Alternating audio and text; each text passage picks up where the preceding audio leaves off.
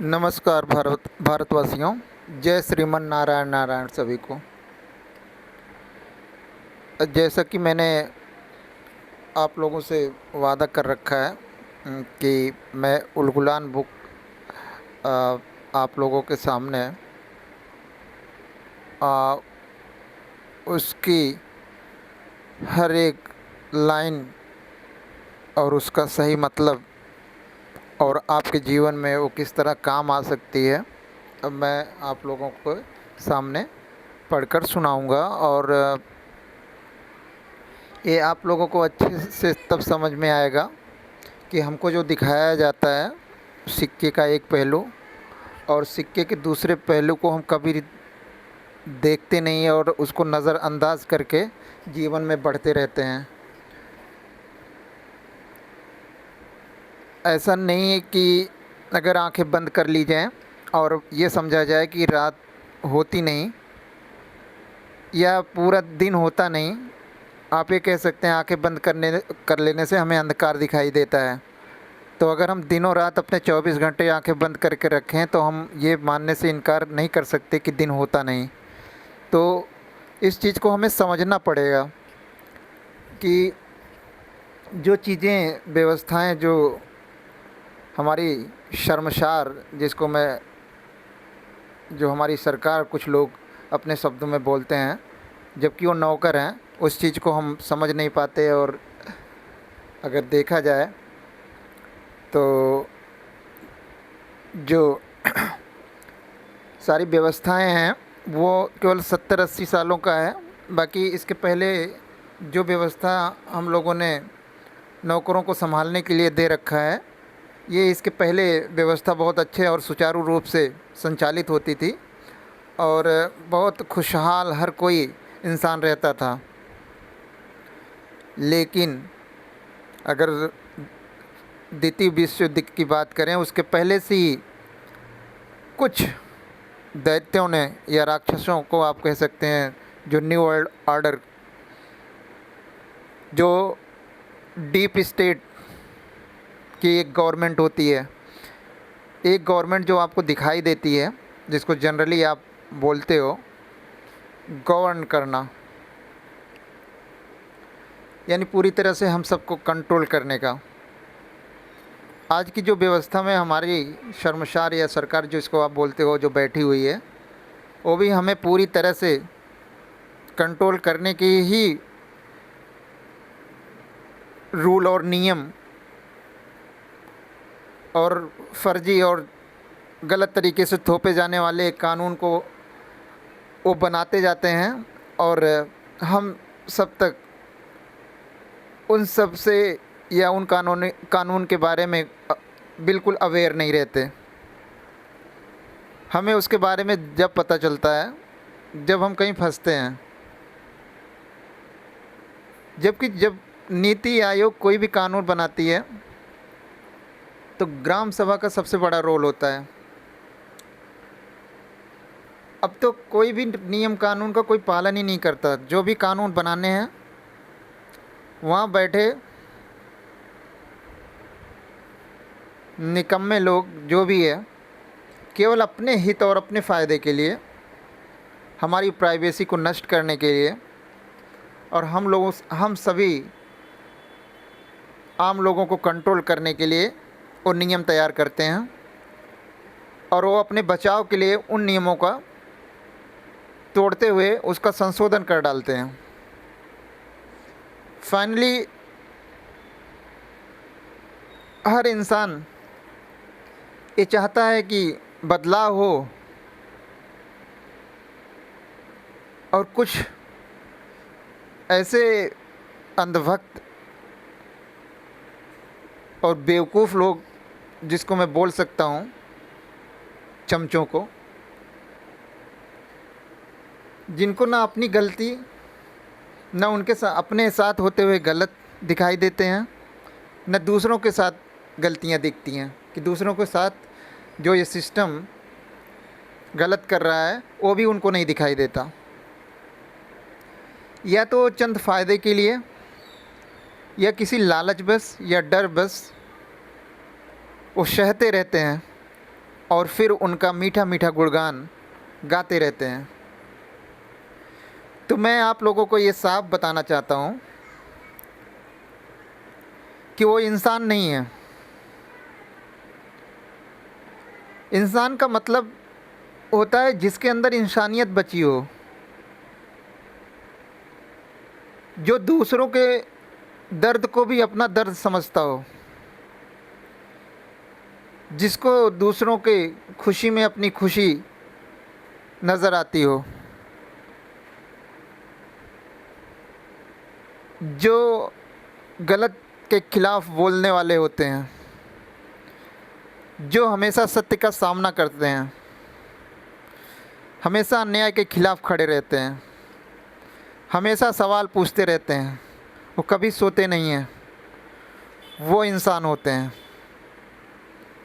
सोते हुए भी वो अगर कोई चीज़ असत्य या गलत हो रही है तो भी वो आवाज़ उठा देंगे, वो होते हैं इंसान।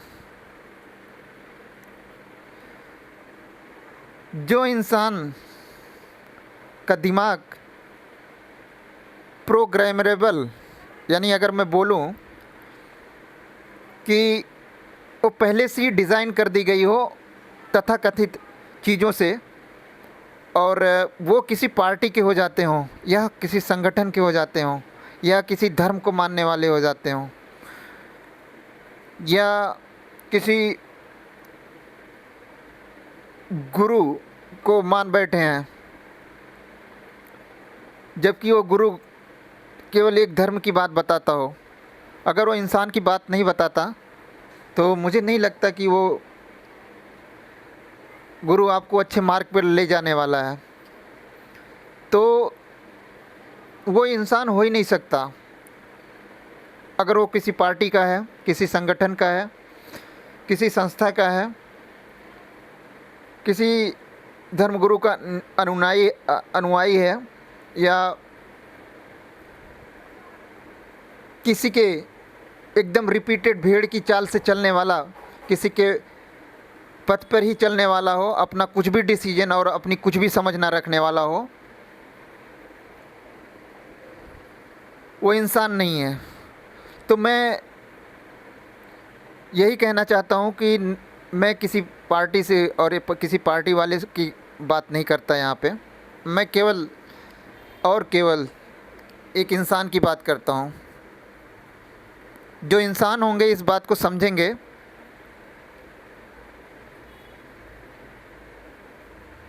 और मैं ये भी नहीं चाहता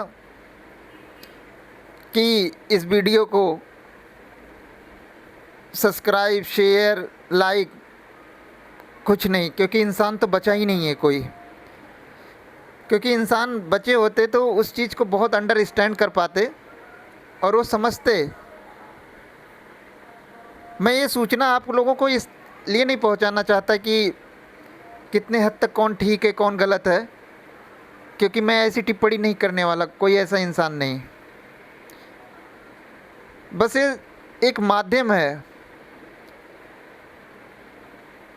अगर कुछ अपने विचारों को आप तक मैं पहुंचा पा रहा हूं, बाकी आप वीडियो देखिए या ना देखिए फ़र्क नहीं पड़ता। और मैं परमात्मा से, जो परमात्मा का आदेश है, मैं उस आदेशानुसार कार्य करता हूँ। और मुझे जो ये परमात्मा ने आदेश दिया, अपने विचारों को यहाँ पे रख दो, और मैं यहाँ पे रख दे रहा हूँ कि इंसान बनिए और अपने अंदर की इंसानियत जगाइए। आदमी की ज़िंदगी में पहले भी 24 घंटे सबके पास एक दिन के रहते थे और आज भी हैं, लेकिन उनके अंदर इंसानियत नाम की कोई चीज़ नहीं बची। न एक दूसरे से वो कनेक्ट हैं, न एक दूसरे का दुखों को समझते हैं। परिवार में रहते हुए भी इंसान एक दूसरे परिवार के सदस्य का ख्याल नहीं रख पाता, न देख पाता, न उसके दर्द को, क्योंकि वो न्यू वर्ल्ड आर्डर का जो स्कैम और योजनाबद्ध प्लान चल रहा है, हम उस पर कभी एनालिसिस और संश्लेषण न करके उनके विषयों पे हमें मान के बैठ लेते हैं कि ये बस होता जा रहा है, होता जा रहा है। प्रकृति की बनाई हुई हर चीज़ और प्रकृति से जो लोग कनेक्ट हैं वो एकदम सत्य को अच्छे से भाप पाते हैं और देख पाते हैं, और जो लोग प्रकृति से बिल्कुल डिस्कनेक्ट हो चुके हैं वो बिल्कुल किसी भी चीज़ के सिक्के के दूसरे पहलू को जो दिखाते हैं उनको एक ही पहलू दिखता है, और दूसरा वो देखने की कोशिश उनके माइंड में कभी आता ही नहीं है कि दूसरा भी कुछ हो सकता है। अगर वो हुआ उससे बचाव आप कैसे करोगे, कैसे समझोगे इन चीज़ों को? क्योंकि हमेशा आपने फ़ायदे वाली चीज़ जो 4 फ़ायदे दिखा के और सैकड़ों नुकसान को कोई आपकी, जिसको आपने अपना सब कुछ, अपना प्राइवेसी तक सौंप रखा, अपना डेटा तक सौंप रखा है, अपनी डुप्लीकेसी तैयार कर रखी है कि डॉक्यूमेंट्स में आप हो तो आप हो, ओरिजिनलिटी आपकी ख़त्म हो गई है। असली आप इंसान हो उसको भी पेपरों के अंदर दफन कर दिया गया है। जब आप पेपर में अपने आप को प्रूफ करोगे तो आप असली हो। और इस योजना को कभी इंसान समझ ही नहीं पा रहा है। डॉक्यूमेंट्स पे डॉक्यूमेंट्स, दुनिया भर की आईडी, सब कुछ बनाने में इतना लीन है उन्होंने, क्योंकि ऐसा बहकावा दे रखा है कि आप बनवाओ वरना आपको ये चीज़ नहीं मिलेगी, वो चीज़ नहीं मिलेगी, फलाने हड़प लेंगे, ठिकाने हड़प लेंगे, पड़ोसी ले लेगा, भाई ले लेगा। बट उन गधों को कोई नहीं समझ आ पा रहा है कि वो नहीं, जो बता रहा है वो ले रहा है आपका, क्योंकि उसके बारे में आपको पता ही नहीं। वो सारी चीज़ें आपसे वो खुद लेने की तैयारी में है। उसको जब आप बहुत गहरे तरीके से और अंतर्मन से जब सिक्के के दूसरे पहलू पे आप ध्यान दे के समझेंगे तो समझ में आएगा। असली दुश्मन तब दिखाई देगा आपको, जो व्यक्त करते हैं, जो भाई भाई को दुश्मन बनाने की कोशिश करते हैं, पड़ोसी पड़ोसी को, गांव गांव को। वो असली दुश्मन है ही नहीं है, वो है ही नहीं, दुश्मन है ही नहीं है, वो आपके मित्र हैं। वो तो बस जहर ऐसे घोलते जा रहे हैं क्योंकि उनको पता है, क्योंकि आपकी असली ताकत आपके संगठन में है, आपकी समझ में है, आपकी खुद की व्यवस्था में है। उनकी व्यवस्था में नहीं है। तो मेरा यही संदेश है कि आप अपनी समझ बढ़ाइए, जागरूक बनिए और लोगों को जागरूक करिए, और हर चीज़ का, कोई भी योजना और प्लान के बारे में खूब अच्छे से समझिए, और सिक्के के दूसरे पहलू को भी बहुत अच्छे से देखिए। जैसे कि मेरा ये हैंड है, मैंने इस चीज़ को मैं दिखाना चाहता हूँ, आप इसी को देख पा रहे हैं, लेकिन मेरे दूसरे हैंड की तरफ क्या है क्या नहीं है आप नहीं समझ पा रहे हैं। इसीलिए इस सिस्टम की और प्लान और योजना को समझने के लिए आप उस साइड भी आपको देखना पड़ेगा, तो समझ में आएगा कि मेरी बातों में कितनी सच्चाई है, और फिर आप उस चीज़ पे काम कर पाएंगे। तो जैसे मैं उलगुलान बुक के बारे में आगे बढ़ता हूँ। लेखक ने 2 शब्द कहे हैं, लेखक डॉक्टर देवेंद्र बल्हारा जी। लेखक की ओर से, प्रिय पाठकों, यह पुस्तक लिखना मेरे लिए न कोई साहित्यिक शौक़ या और न ही कोई वैचारिक बहस में शामिल होने की इच्छा। यह पुस्तक मजबूरी में उठाई गई कलम का परिणाम है। पिछले कई वर्षों में मैंने हज़ारों किसानों, मज़दूरों, छोटे व्यापारियों और नौकरी पेशा लोगों से सीधे संवाद किया। उनके कर्ज के कागज़ देखे, उनके आंखों में डर देखा और बार बार एक ही सवाल सुना, हमने तो सब कुछ चुकाया, फिर भी हम कर्जदार क्यों हैं? इस प्रश्न ने मुझे चैन से बैठने नहीं दिया। मैंने सोचा, या तो ये सब लोग झूठ बोल रहे हैं या फिर व्यवस्था में ही कोई गंभीर गड़बड़ी है। मैंने भावनाओं से नहीं, कानून, अर्थशास्त्र और दस्तावेज़ों से इस प्रश्न को समझने का निर्णय लिया। इसके लिए मैंने भारतीय मुद्रा व्यवस्था का अध्ययन किया। RBI act, banking regulation act, paper currency act 1882 और संविधान की संबंधित धाराओं को पढ़ा, अदालतों के निर्णय देखे और सबसे ज़रूरी ज़मीन पर खड़े होकर लोगों की पीड़ा को समझा। इस अध्ययन का निष्कर्ष मेरे लिए भी असहज था। मुझे यह स्वीकार करना पड़ा कि आज जो आर्थिक संकट हम देख रहे हैं वह व्यक्तिगत असफलता नहीं, व्यवस्थागत शोषण का परिणाम है। यानी कि जो हमें कर्जदार बनाया गया है और हमारे पैसों का कूटकरण और सही रुपया न बांटकर एक प्रोमिसरी नोट, नकली नोटों का प्रचलन चलाकर, और हम कभी सवाल नहीं पूछ पाए और उन नकली नोटों पे ये सब चीज़ें मान के चलते जा रहे हैं, क्योंकि ये उसी न्यू वर्ल्ड ऑर्डर का परिणाम है। वो जो करना चाहता है, जो वो चाहता है वो हो, वो उस हिसाब से ऐसे चलाता जा रहा है और हम उस पर सवाल नहीं पूछते और समझ नहीं डेवलप कर पाते कि क्या सच में एक पेपर जिसको कभी भी बंद किया जा सकता है वो असली धन कैसे हो सकता है।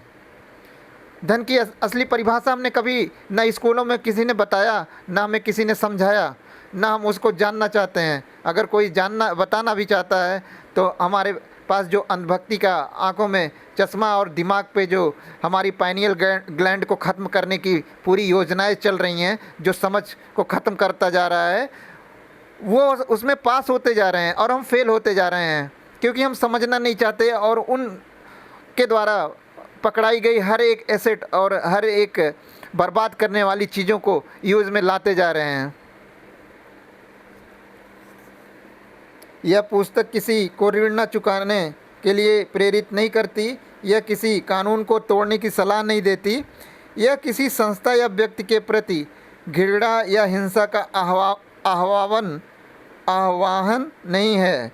यह पुस्तक सवाल पूछने का साहस देती है, एक साधारण लेकिन मौलिक सवाल, तुमने मुझे क्या दिया था और मैं तुम्हें क्या चुका रहा हूँ।